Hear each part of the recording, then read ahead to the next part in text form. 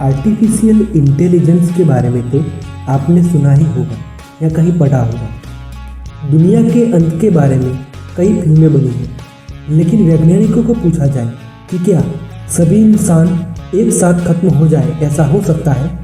तो उनमें से कुछ बताएंगे कि ये हो सकता है, लेकिन कैसे? तो उसका एक ही आंसर है, आर्टिफिशियल इंटेलिजेंस। ये सुनकर आपको हैरानी हुई होगी कि क्या आर्टिफिशियल इंटेलिजेंस से दुनिया तबाह हो सकती है? तो उसका उत्तर है जी हाँ, हो सकती है।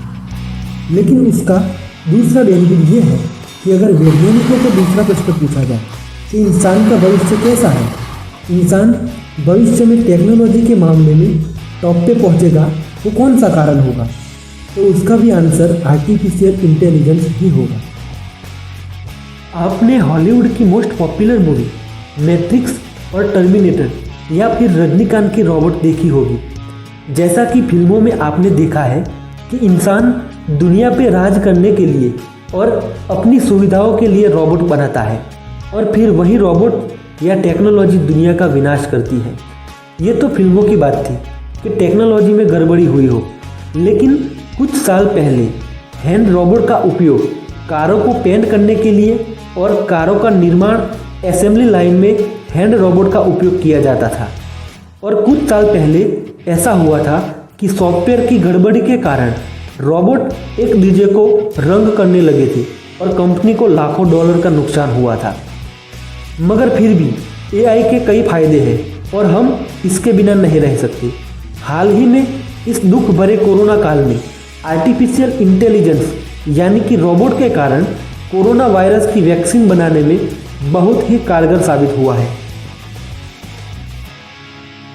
अगर ये टेक्नोलॉजी ना होती तो न जाने कितने साल लग जाते इस महामारी की वैक्सीन तैयार करने में।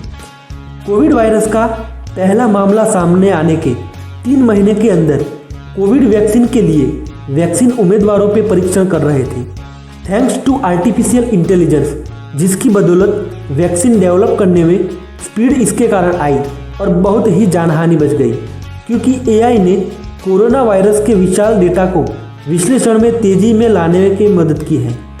फिर भी इस सदी में यदि विज्ञान प्रेमियों और प्रौद्योगिक प्रेमियों के मुंह से अक्सर कोई शब्द सुना जाता है तो वह आर्टिफिशियल इंटेलिजेंस है कि यह सदी एआई की है। आप अपने फ़ोन का कैमरा चालू करते ही सामने खड़े लोगों के चेहरे पर दिखाई देने वाला बॉक्स क्या है?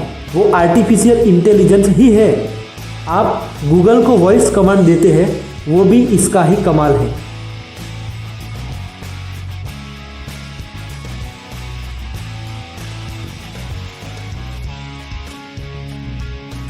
आज एलेक्सा स्पीकर की तरह एक छोटा सा बॉक्स है, कल वही एलेक्सा एक खूबसूरत युवती के रूप में आपके दरवाजे पर दस्तक देगी और आपका काम कर रही होगी। और बड़ा फायदा यह होगा कि बकबक नहीं करती होगी। फ्यूचर आर्टिफिशियल इंटेलिजेंस ही है। आर्टिफिशियल इंटेलिजेंस मशीनों द्वारा दिखाई गई बुद्धि है। संक्षेप में कहूँ तो ऐसा मशीन जो आपके आदेशों का अधिक समझदारी से पालन करता हो।